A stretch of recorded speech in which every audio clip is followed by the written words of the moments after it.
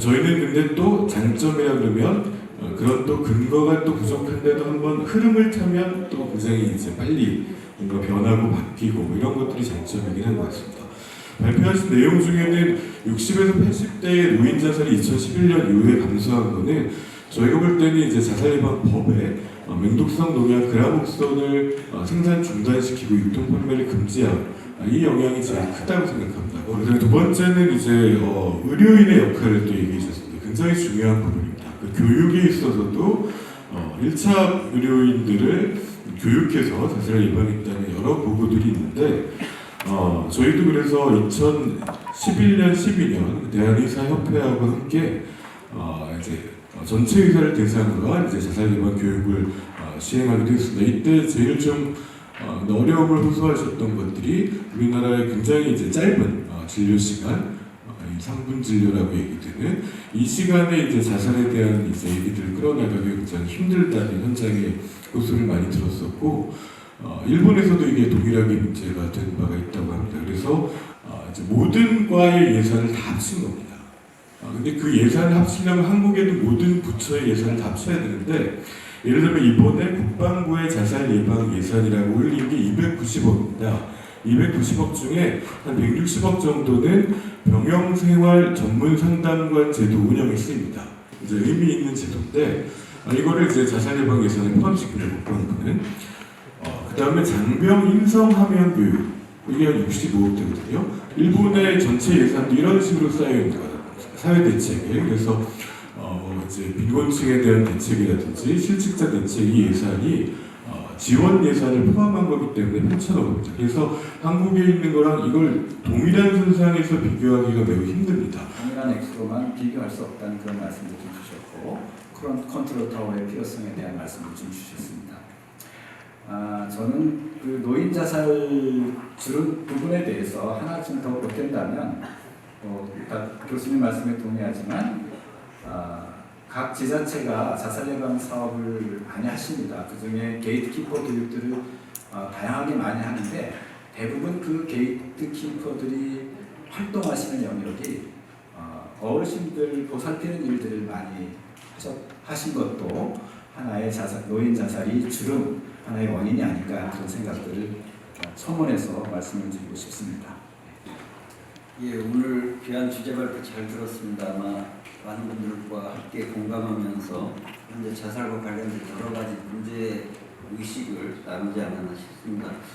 저는 먼저 특별히 공감하는 것은 그 연구와 관련된 다양한 그런 노력이 필요하다는 것에 공감합니다. 우리나라 물론 이원훈 교수님 비롯해서 여러 연구가 있습니다만은 다른 영역과 비교할 때 연구의 깊이나 그 한계가 굉장히 많지 않은가. 그리고 특별히 대부분의 연구가 아까 이제 재원의 한계로 인해서도 그렇고, 저는 예를 들어 비교를 한다면 교통안전과 관련해서는 현재 우리나라의 경우 보면 지금 교통안전은 예전에는 15,000명까지 했습니다만 지금 4,000명 이하로 줄어들었습니다만은, 만약에 신설되는 교량만이라도 당장 지금 한강 교량에 지금 여러 다리들이 신설이 되고 있는데 거기에는 당연히 추가 비용 없이 자살 예방 방지 시스템을 거의 동일한 비용으로 갖출 수 있다는 면에서 추가 비용 없이도 이런 자살 방지, 그러니까 어차피 자살 예방 수단을 강구하는 게 굉장히 중요한 1차적 목표이기 때문에 그런 영역, 다리는 그렇고요. 다른 아파트 투신 방지 다 마찬가지라고 생각을 하는데 그런 지금 발전된 신기술들을 적용하기 위한 정부의 적용 지침이나 이런 것들을 신속하게 만들므로써 장기적으로 10년, 20년이 지나면 아예 그런 부분에서 원천적으로 그것 방지할 수 있는 노력들이 필요하지 않은가 싶습니다. 아까 자살 줄이기 위한 일본의 노력 가운데 저는 지난주에 있었던 백종원 교수님 한국 자살 예방 협회 세미나에서 일본의 지자체와 민간단체가 노력하는 사진을 보고 나서 그걸 제가 찍어서 확대를 해보니까 그 대회 이름이 일종의 시민 캠페인 이름이 자살, 말하는 것이 가능한 죽음으로, 그게 일본의 지자체와 이 인간단체, 시민들이 함께한 그런 대회였더라고요. 그래서 제가 일본도 얼마 전까지만 해도, 그러니까 불과 10여 년 전까지만 해도 자살을 말할 수 없는 사회였구나라는 생각을 하게 됐습니다.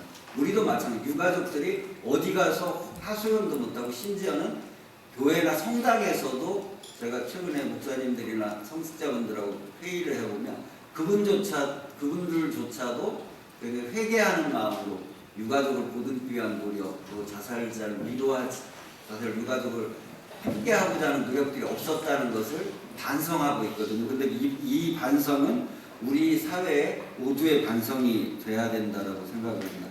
마지막으로 예산 확보와 관련해서 한 말씀만 드리겠습니다. 사실 예산 확보라는 건 거의 뭐 전쟁에 가까울 정도로 여러 힘겨루기와 노력의 성취거든요. 그래서 저는 이런 세미나가, 저는 아까 교통안전에서 수십 번 있었습니다.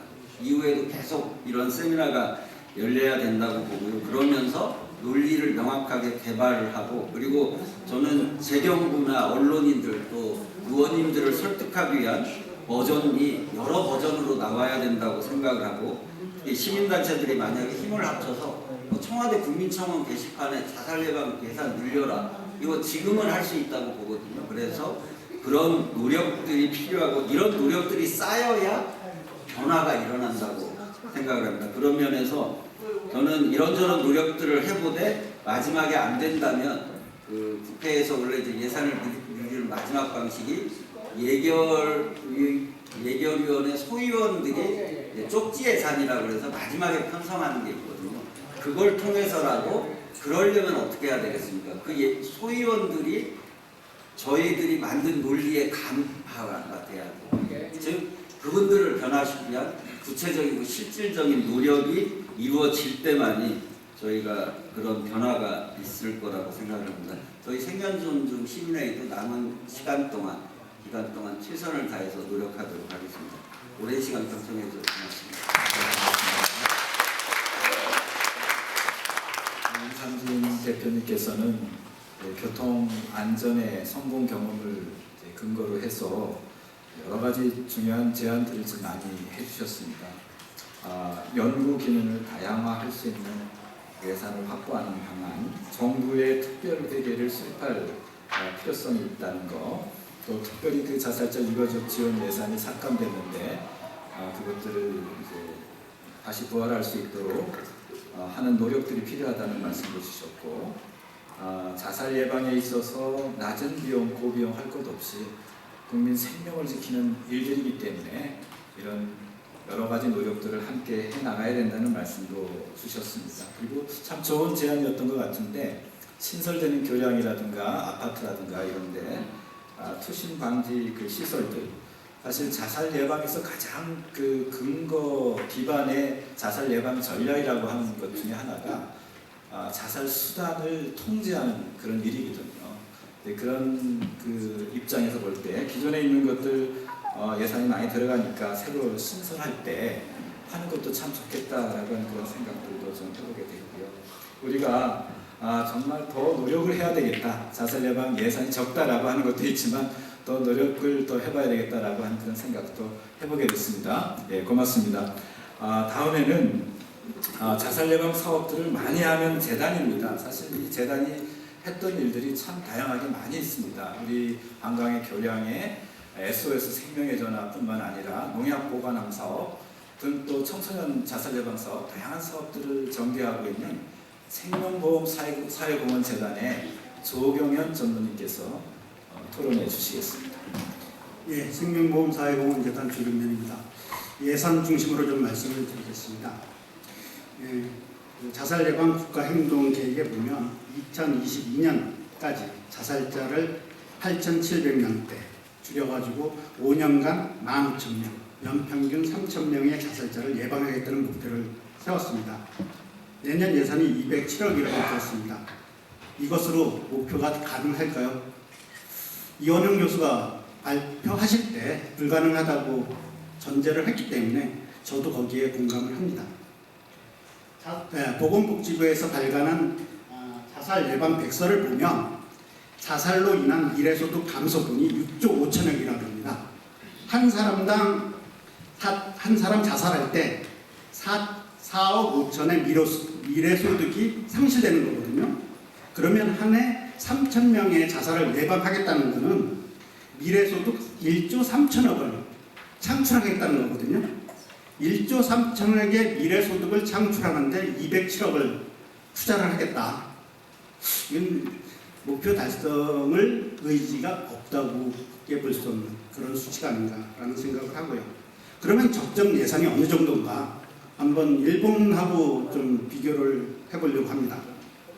일본이 7,900억에서 8,000억 정도 자살 예방 예산이 편성이 되는데요. 돈이 많아서 그 나라가 돈이 많아서 예산을 많이 편성하는 건 아닐 겁니다. 일본의 우리나라와 마찬가지로 생애소득 손실액이 1조 9천엔입니다. 우리나라 돈으로 하면 19조 정도 됩니다. 여기서 19조 정도 되는데 여기서 한 10,000명을 줄였습니다. 그럼 10,000명을 줄였는데 연평균 한 5,869명씩 줄였습니다. 이렇게 보면 5,896명에 인당 5억 7천억의 손실이 발생했어요. 곱하면 3조 3천억이었습니다. 손실. 여기에 투자된 금액이 7,900억이면 3조 3천억을 창출하기 위해서 7,900억의 예산을 쓴 겁니다. 3조 3천억의 24%를 예산으로 편성을 했다는 겁니다. 그런데 우리나라는 겨우 1.6%. 목표 1조 3천억의 미래 가치를 창출하는데 거기에 1.6% 207억을 예산을 편성한다는 게 과연 어떻게 설명을 해야 될지 모르겠습니다. 그렇게 보면 일본과 같은 자살 예방 성과를 나타내면 비교를 해보면 우리나라 예산이 3,120억이 적정 예산이라고 저는 생각을 하는 거거든요. 그런 부분에 207억은 7%에 불과한 겁니다. 그러면 이런 예산이 어디에 투입돼야 되는가? 저는 그렇습니다. 가장 시급하고 가장 중대하고 가장 효율적인 곳에 예산이 투입돼야 된다고 생각을 합니다. 그런 측면에서 한번 자살 유가족과 교통사고 유가족을 비교를 하면 자살 유가족은 본인이 가해자라는 인식이 강하고 또 가족을 잃은 상실감뿐만 아니라 죄책감에 시달리고 있습니다. 뿐만 아니라 사회적 편견으로부터 많은 고통을 받고 있습니다. 국가가 반드시 케어해야 될 가장 핵심 부분임에도 불구하고 거기에 투입된 예산 명의다? 이건 말도 안 되는 거거든요. 교통사고 유가족에 들어가는 비용이 613억입니다. 613억을 투자를 했기 때문에 아까 말씀하신 분이 15,000명 된 교통사고가 4,000명으로 줄은 결과입니다. 그리고 자살 유가족 같은 경우가 1년에 78,000명씩 발생을 합니다. 교통사고 유가족의 3배입니다. 대상자는 많고 더 시급하고 더 중요하고 더 효율적인 사업임에도 불구하고 예산 배정이 빵이다. 글쎄요, 이거는 관심의 부족도 아니라 관심이 없었던 겁니다. 다음으로 우리 자살 예방 사업에서 그럼 어떤 곳에 예산을 좀 들어가야 효율적인가? 효과가 있는 사업에 투입을 해야 됩니다. 이원영 교수의 발표 자료에 보면 보건복지부의 응급실 기반의 사업이 14%에서 6%로 엄청나게 반 이상의 자살자를 줄인다고 되어 있습니다. 그런데 응급실에 오는 자살 시도자가 작년에 16년도에 26,700명이었습니다. 그런데 이 혜택을 받는 사람이 8,000명뿐이 안 됐어요. 이렇게 좋은 제도와 사업이 있음에도 불구하고 예산 부족 때문에 확대가 안 된다? 이것도 참 아이러니한 일이거든요. 좋은 사업에는 진짜 많은 예산을 투입을 해가지고 효과가 더 나게끔 해야 되는 것이 바람직한 정책 방향이 아닌가 싶고요. 두 번째로 농약 보관은 아까 첨언하면 11년도에 응독 자살한 사람이 2,580명이었습니다. 17년도에 1,072명, 거의 60몇 프로가 줄었습니다. 그럼에도 불구하고 이 농협 보관함 사업을 민간단체인 자살예방협회에 맡겨놔야 될 건가? 국가 예산으로 해서 좀 확대할 수는 없는가? 이런 질문을 한번 던져보고요. 세 번째는 지금 청소년 자살 부분이 상당히 문제가 많이 되고 있습니다. 지금 청소년 상담 시스템을 만들었는데 상담하는 인원이 350에서 500명씩 하루에 자살에 대해서 상담을 하고 있습니다. 아마 교육부에서 당연히 다 그 예산에 반영돼 있으리라 저는 믿고 있지만 그 부분이 안 됐다면 이거는 큰 문제가 아닌가 싶고요. 목적을 달성할 수 있으려면 초기에 많은 예산, 많은 에너지를 초기에 투입하는 것이 맞다고 생각합니다. 그런 의미에서 207억의 의미는 보잉 747이 날다가 떨어지는 그런 꼴이 안 되도록 조금 더 배려를 해주셨으면 좋겠다는 말씀을 드리고요. 시간이 다른 거 네, 여기까지 하겠습니다. 네.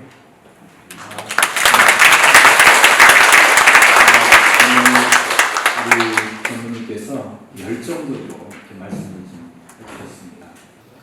김상희 의원님께서 발의해주신 자살예방법이 상임위 소위를 통과했는데 여기서 지금 경찰과 소방 쪽에서 자살 시도자나 유가족이 발견이 됐을 때 자살 예방기관으로 정보를 동의를 받아서 정보를 연계해주는 법안이 지금 소위를 통과해서 법사위로 이제 가게 되었습니다. 그런 부분이 된다면 고위험자 발굴하고 서비스 연계하는데 많은 또 발전이 있을 것으로 생각하고 있습니다. 오늘 저희가 와서 특히나 드리고 싶은 말씀이 유가족 지원에 대한 부분이었는데 앞서 많은 분들이 저와 같은 생각으로 공감해 주시고 많이 말씀을 해주셔서 감사드리고 지금 해드리고 있는 게 사실은 심리부검하고 심리적인 지원들인데 사실은 아까 교통사고 유가족도 말씀하셨고 범죄 피해자 유가족 같은 경우에도 좀 여러 가지 법률 지원, 행정 지원 그리고 임시 거처라든가 다양한 지원들이 되고 있는데 반해서 유가족에 대한 지원은 지금 많이 약한 측면이 있습니다. 그래서 이런 부분들이 지금 우리 또 국회에서 기동민 의원님께서 지금 법안이 발의가 되어 있는데 유가족 등에 대해서 이제 상담 치료 외에도 생활 안정이나 생계 비용으로 법률 구조에 대한 지원의 국가적인 의무를 규정하고 있는 법안이 지금 계류가 되어 있고 발의가 되어 있고 또 이런 부분에 있어서도 또 예산이나 이런 부분 저희도 그렇고 국회에서도 많은 논의가 있을 것으로 기대하고 있습니다. 네. 제가 조금 진행하다가 혹시 4시에 조금 일이 일어나게 되더라도 여기 의원님도 계시고 한데 좀 부탁드립니다. 이상으로 마치겠습니다. 네, 고맙습니다. 우리 회장님께서 자살예방 정책 과정으로 오신 지가 얼마 되지 않았는데 그래도 우리나라 자살 예방에 대해서 불철주야 이렇게 뛰고 계십니다. 예산이 부족하다는 것을 절실하게 공감하고 계시면서 어떻게 하면 예산을 좀 더 확보할 수 있을까라고 하는 것에 대해서 많이 노력하고 계신다고 저는 알고 있습니다. 오늘 또 말씀 속에서도 말씀을 좀 주셨고요. 말씀하신 것 중에 응급실 기반 자살 예방 사업은 이미 검증된 사업이기 때문에 올해 52개에서 63개로 늘리겠다 했는데 이제 아마 이 부분도 더 이렇게 확장돼 나가야 될 필요성이 있고요.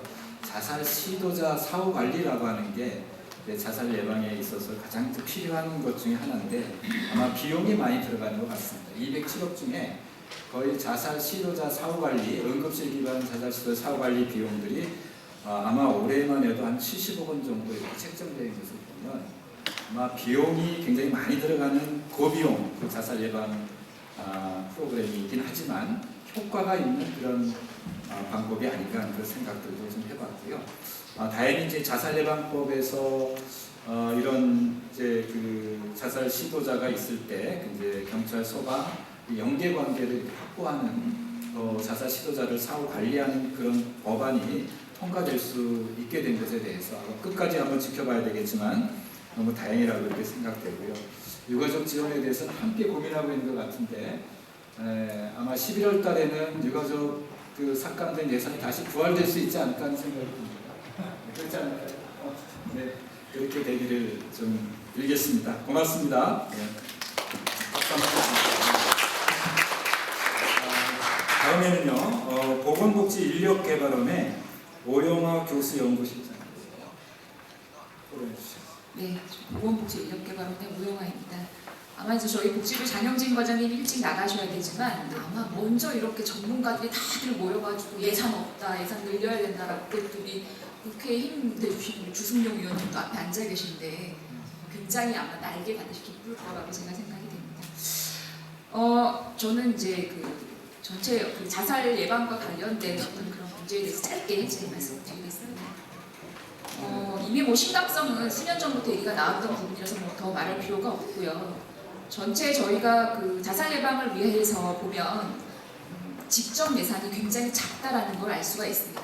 이제 이게 뭐가 문제가 되는지 조금 더 말씀을 드리면 사업의 추진 체계가 자살 예방이라는 걸 목적을 두고 그 펼치기에는 굉장히 이 예산 때문에 한계가 있습니다. 그러니까 기본 우리 복지 현장에서 보건복지 현장에서 보면 모든 인력과 업무가 많은 부분 자살 예방을 위해서 이제 뭐 마인드를 가지고 일을 한다라고 할 수는 있지만 어떤 사업이 중심이 돼서 이거를 체계적으로 그림을 그리느냐라는 건 굉장히 다른 문제입니다. 그러니까 우리가 그냥 다른 취약계층에 대한 복지 사업을 위해서 가는데 그러다 보니 자살 예방의 문제가 끼어 있었다라는 어떤 그런 식으로 접근을 하는 거와 자살 예방을 중심에 두고 다른 사업들을 연계해서 접근하는 건 굉장히 다른 문제가 됩니다. 이거는 돈하고 연결이 안 될 수가 없습니다. 이 사업 예산의 목적이 자살 예방이라는 뚜렷한 근거가 있어야지만 아마 좀 중장기적으로 거시적인 그림을 그릴 수 있기 때문입니다. 두 번째는 중앙정부에서 이 예산은 적극적인 정책과 행정을 펼치기에 굉장히 한계를 가집니다. 의례적으로 굉장히 최단시간 안에, 그러니까 복지부에서 어떤 과를 하나 만든다라는 건 정말 어렵습니다.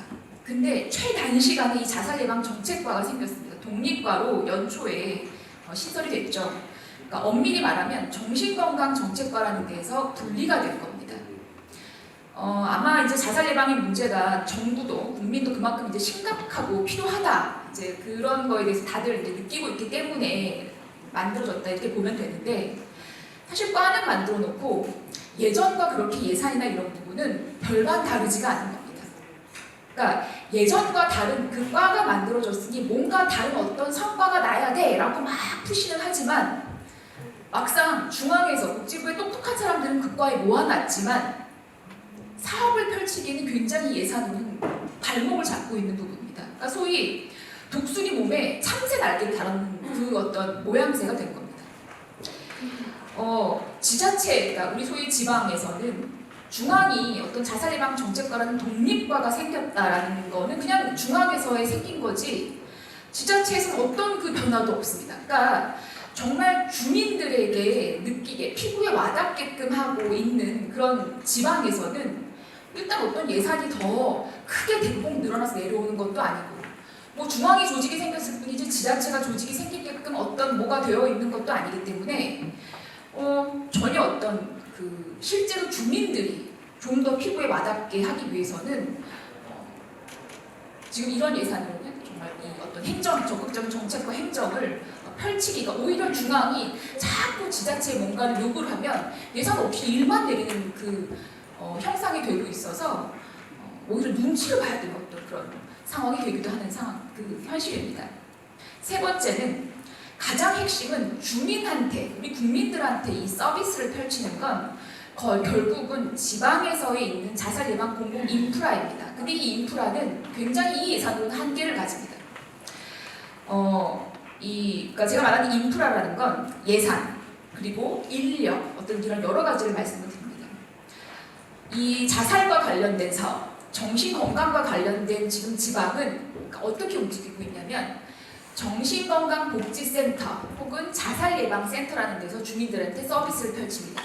이들의 예산 구조를 보면 대부분이 인건비입니다. 인건비만 가지고 어떤 사업비는 전혀 없고요. 뭔가 주민들한테 사업을 하기 위한 그런 예산은 없고 대부분이 인건비로만 가지고 있습니다.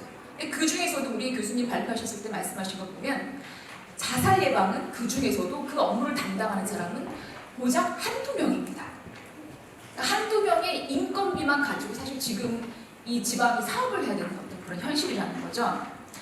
이 인건비나 이 사람이 얼마나 중요하냐면 이 사람들이 결국은 사업의 성패를 좌우합니다. 이 사람들이 얼마만큼 훌륭한 사람이 그 지역에 지방에 앉아 있어야 되느냐에 따라서 주민들한테 가는 서비스의 질이 달라지고 중앙이 그리는 정책에 대해서 제대로 이걸 수행할 수가 있는 건데 지금 현재는 항상 변치 않는 그 예산에 돈이 한계가 있으니까 너무 여기서 경력자들, 내가 경력이 10년이 되고 15년이 되고 20년이 되면 월급이 올라가니까 나갈 수밖에 없는 현실입니다. 사실 청소년의 경우만 본다고 하면 사실 이제 OECD 국가의 중간 정도 되기 때문에 사실은 이렇게 사회적으로 이렇게 주목받지를 못한 것 같긴 합니다.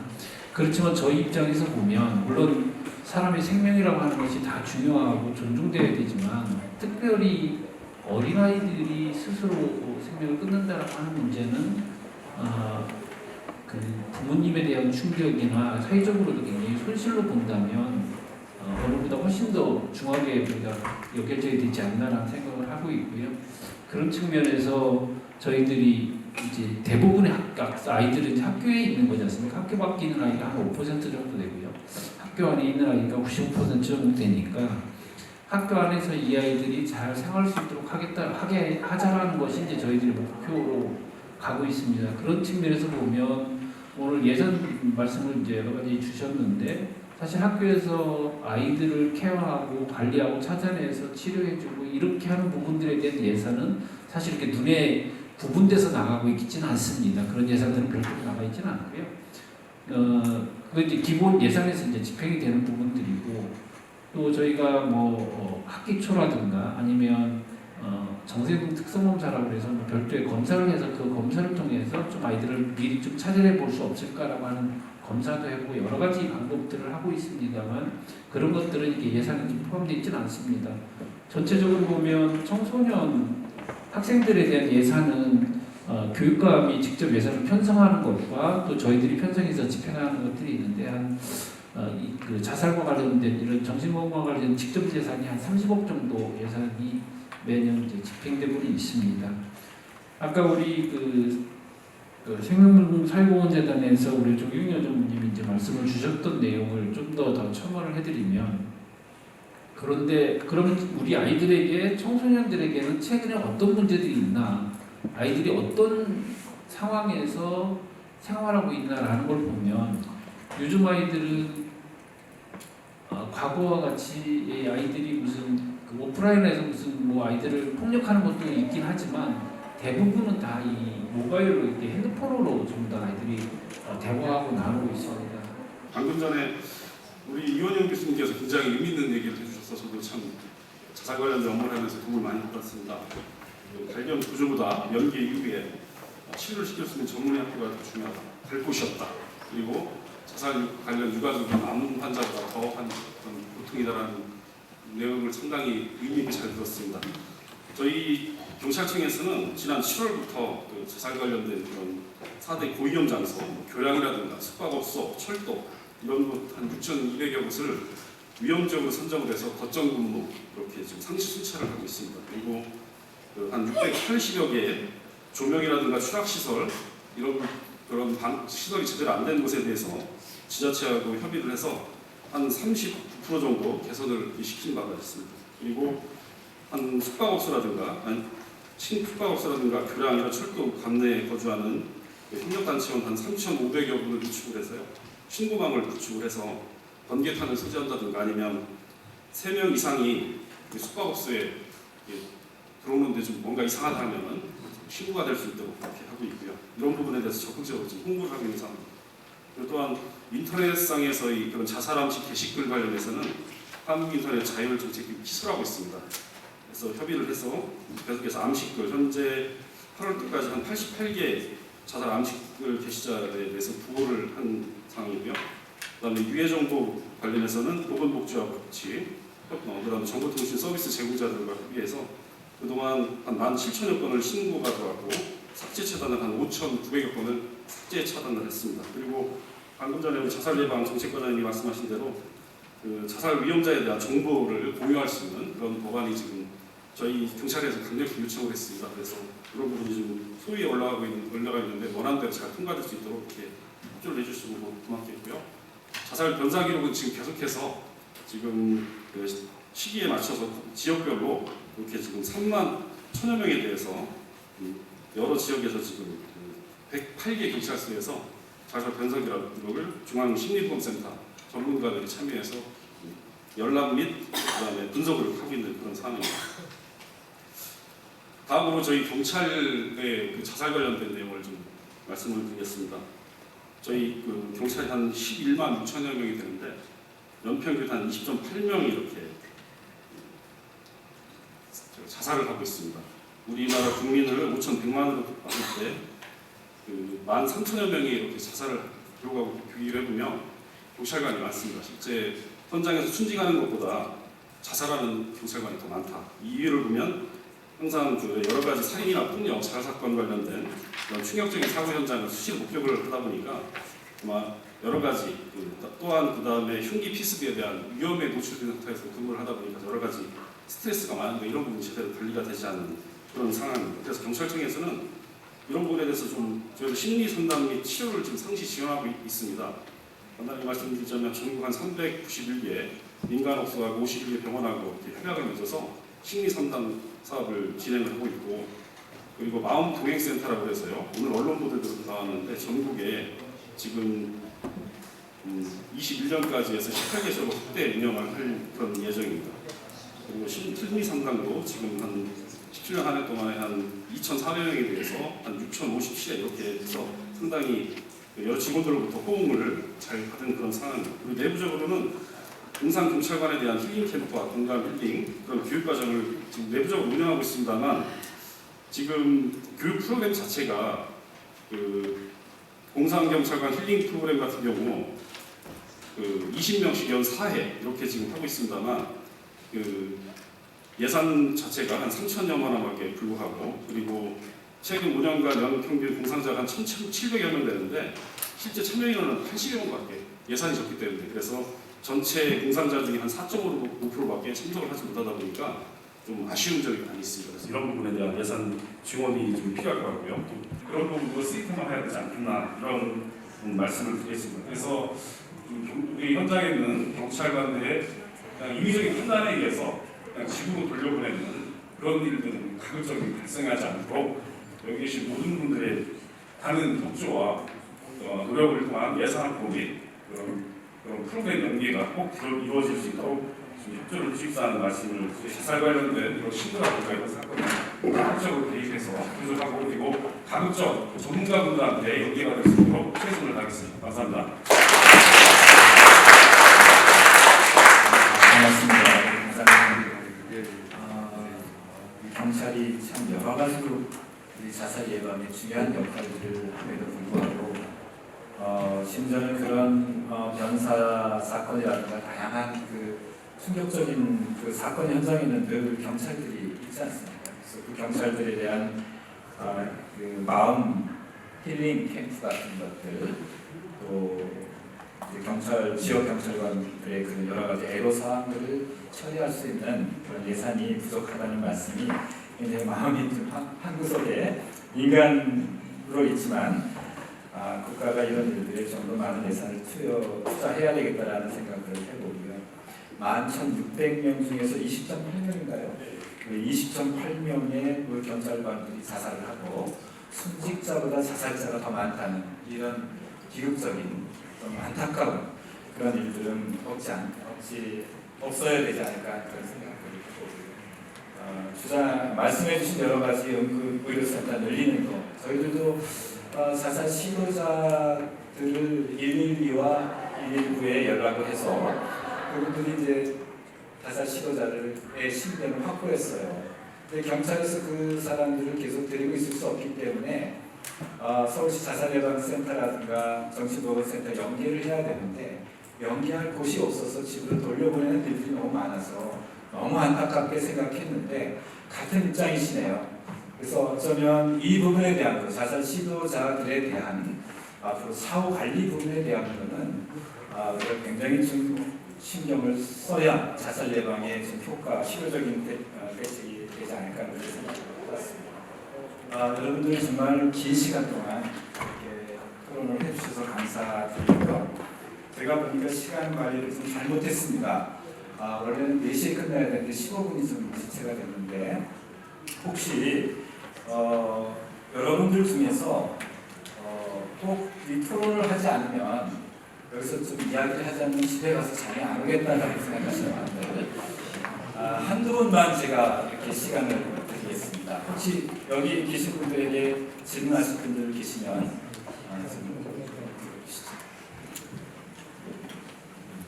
좋은 소식. 네. 네네네. 여기부터 요 하시고 그 다음에 두 분만 이렇게 하도록 하겠습니다. 예. 저도 사실은 한 사람으로서 김포 대교에서 죽어가는 사람을 건져가지고 내가 살려서 신문에 대대적으로 난 사람인데 참으로 안타까운 게 뭐냐면 대한민국 사람이 일본보다 자살 행위가 많아지는 원인이 여러분 아십니까? 세부적으로 아시나요? 여러분들은 책상 위에서 앉아서 보고 앉아서 듣고 한 그 예는 없었거든요. 제가 신고 잘했어요. 그런데 뭐 농약 관리를 잘한다느니 뭐 게이트볼을 잘한다느니 뭐 자살 예방 미리 방지하는데 그한 방법으로서 그 데이터가 그렇게 실효성이 있는가? 제가 노인 현장에서 볼 때는 그것이 아니거든요. 그렇기 때문에 그 좀 더 심도 있게 데이터를 조사했으면 좋겠다. 그런 것을 말씀드리고요. 예산에 대해서 말씀드렸지만은 자살 반대는 살자입니다. 그렇지 않습니까? 제일 중요한 것은 자살을 예방하기 위한 교육 시스템이 잘 갖추어져야 돼요. 저희들은 지금 국회에서 국회에 지금 우리가 상담원들이 몇 분 와 있거든요. 30여 분이 계십니다. 국회에 상담센터가 있는데요. 그러니까 교육을 초등학교나 중고 청년이나 여러 노인들이나 교육의 시스템을 좀 더 공무원이나 강화를 해서 예산은 전문 분야에서 하시면 예산은 늘어날 거고 예산에 앞서서 자살을 방지할 수 있는 살자 운동을 하자는 거야. 그 운동은 교육이 앞장섰으면 어떨까. 그래서 소감을 말씀드립니다. 예.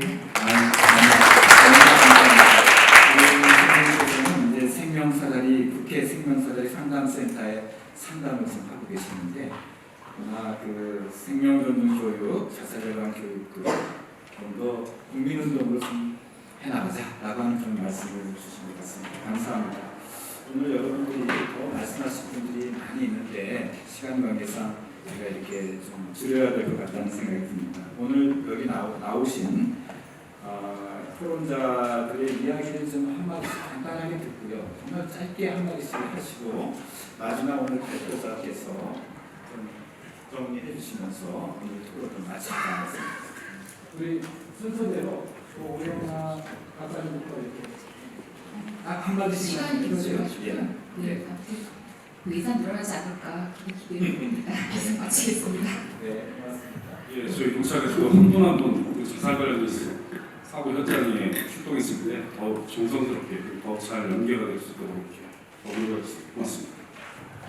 네, 지금 마지막으로 말씀 주신 의뢰식에서 말씀 주신 부분이 이제 교육 얘기를 주셔서 사실 저희가 요즘에는 아이들을 가리키는 선생님 교대 사대에서도 이 내용을 커리큘럼을 넣어서 가르치고 있습니다. 그래서 기존 있는 선생님들뿐만이 아니라 앞으로 배출되는 예비교사에게도 이런 내용, 숙명 존중에 대한 내용들을 포함해서 가르치고 있다는 말씀 드리겠습니다.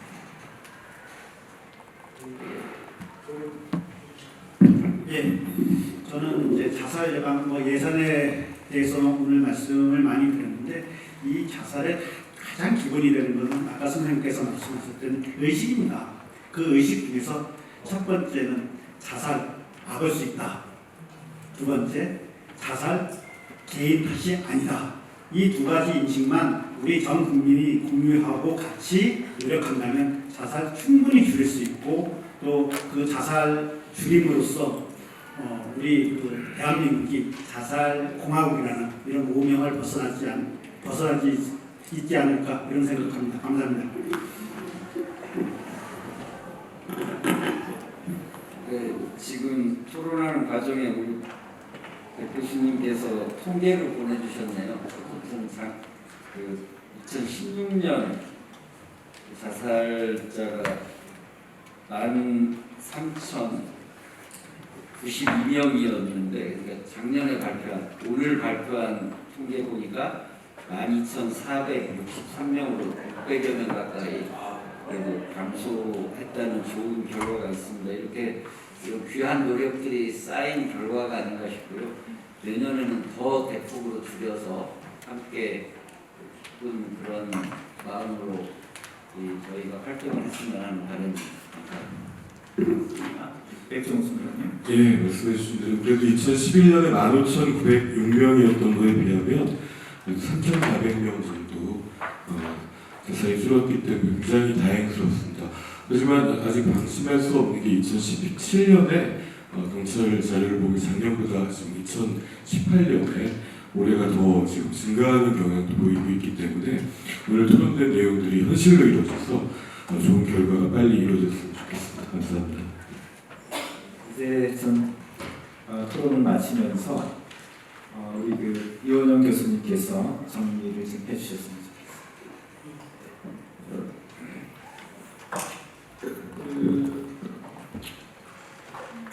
육백명이 또 줄었지 않습니까? 왜 저런지 잘 모르겠어요. 별로 한 건 없는 것 같은데. 왜 저런지. 근데 이제, 우선은 되게 이제 모순적인 게, 지금 복지화하는 행동이 마음에 안 들어요, 지금, 개인적으로. 왜 그러냐면은, 일단 건강 행동 계획도 그렇고, 예산도 그렇고, 제 전문가인 제 입장을 봤을 때는, 그냥 작년보다 좀 더 한 거예요. 왜 제가 그 말씀드리면, 아까 전에 노인 자살 말씀하실 때 브라운스는 예를 들어서 돈이 별로 안 들어요. 근데 저도 우리 회장님하고 생각이 똑같습니다. 노인 자살이 그것들이 좋다고 보지는 않아요. 저는 그렇습니다. 기초연금이라든지 많은 것들이 있어요. 노인연금. 좀더 풍부하고 깊게 왜냐하면 이거가 있으면 짧은데요. 아까 우리 회장님 게이트키퍼 말씀하셨어요. 효과 있습니다. 자 그러면 제가 수천 개가 넘는 리뷰함을 가봤는데 게이트키퍼는 효과가 있어요. 근데 정부 기록에 보면은 100만 명을 양성하려고 했어요. 예산이 없어요. 게이트키퍼 100만 명 어떻게 양성할 겁니까? 지금 과장이 계속 저한테 하는 얘기가 뭐 응급실 늘리고 뭐가 늘리고 계속 그 얘기만 하는 거예요. 그러면은 이건 어떻게 할까? 100만 명 양성하는 거는 예산을 어떻게 할까? 지금 아까 오 교수님 말씀하신 것처럼 지역에 2명 있어요. 2명. 2명에서 어떻게 100만 명을 양성합니까? 한 주에 50만 명을. 그러니까 좀 이렇게 솔직하게 얘기해보자는 얘기죠. 이거 어떻게 할 거냐 이거예요. 게이트키퍼는 분명히 효과가 있다고 되어 있습니다. 영국도 6,500명의 상담이라 아까 말씀하신 상담을 팁해야 돼요 지금. 제가 봤을 때는. 근데 6,500명 하는데 1,500원이 들어요. 1,500원. 이거 해야 되거든요 분명히. 제가 지금 아니 경찰에서 발견하면 뭐합니까? 상담을 해줘야 되는데 지금 예산이 없지 않습니까 지금. 그러니까 제가 말씀드리고 싶은 건 뭐냐면은 좀 이렇게 정확하게 왜 줄었는지 그리고 어떻게 하는 게 한국사 효과가 있는 건지를 정확하게 하고 가장 중요한 거는 제가 보기에는 앞으로 사업을 확대하고 무조건 늘리자는 얘기는 아니에요. 왜냐하면 예산이 없기 때문에. 그래서 제 생각에는 뭐냐면은 한 3군데 지역에 테스트베드를 두는 겁니다. 테스트베드를 두고 이런 사업도 해보고 일본이 그렇게 했어요. 일본이. 그래서 효과 있는 사업을 해가지고 확대를 하면 되는 겁니다. 이건 정책의 기본이거든요. 이런 상상이나 아이디어는 전혀 없어요. 이 건강행동계획도 그렇고 이 아이디어도 제가 봤을 때 그렇습니다. 그래서 그냥 응급실 시도자를 늘려주고 이런 거는 저는 인권의 문제라고 효과를 따라가죠. 해야 됩니다. 그렇지만은 우리가 진짜 줄이려면은 획기적으로 줄이려면은 이러한 좀 더 효과에 기반한 좀 뭐랄까 담대한 어떤 그런 계획을 가지고 사회부 투입을 해야 되지 않을까 이런 생각이 듭니다. 우리 회장님 말씀 잘하셨어요. 퍼블릭 에듀케이션이 에비던스가 있다고 되어 있습니다. 사업 예산이 정작 중앙정부에는 하나도 없어요. 네. 우리 이원영 교수님 또 마무리 발언도 아주 의미 있게 저희들에게 좀 다가옵니다. 사실 목을 긋고 말하기라고 하는 자살 예방 협회에서 하는 그 게이트키퍼 훈련 교육을 지금 한 60만 명 이상 했죠? 80만 명. 지금 뭐 교육들을 지금 각 단체나 우리 생명의 전화뿐만 아니라 또 자살예방협회 다양한 데서 많이 하고 있는데 이런 교육들을 좀 더 교육 받은 사람들이 어떤 일을 하고 있는지에 대한 어떤 통계가 제대로 나와 있지 않는 게 하나의 문제가 아닌가 하는 생각을 해봅니다. 물론 퀄리티도 있고요. 그런 것들을 우리가 앞으로 좀 하나하나 좀 챙겨나갈 수 있었으면 좋겠다는 생각을 해보고요. 여하튼 긴 시간 동안 2시간 30분입니다. 이 긴 시간 동안 이렇게 움직이지 않고 한 자리에 앉아서 끝까지 토론에 참여해주신 여러분들께 진심으로 감사의 말씀드립니다. 우리나라 자살예방 정책이 실효적 결과를 가져오기에는 아직 많은 시간이 있을 수 있다고 생각하지만 제가 보기에는 지금 이제 어느 곳에선가 그렇게 실효적 역할들을 하고 있어요. 지금 뭐 한강 교량에서뿐만 아니라 또 저희 뭐 일반 민간 전화들, 국회 생명사다리 생명의 전화, 뭐 또 다양한 전화들, 또 이렇게 또 헌신적으로 이 자살 예방을 위해서 헌신하고 있는 많은 분들이 있습니다. 그분들의 어떤 힘에 의해서 자살률이 줄어들고 있지 않나 생각이 듭니다. 여기에 정책적인 뒷받침만 이어진다고 하면 시너지가 나올 수 있지 않을까 그런 생각들을 해보면서 오늘 토론을 마치겠습니다. 수고명들 모두 즐겁고 신중한 시간 되시기 바랍니다. 고맙습니다.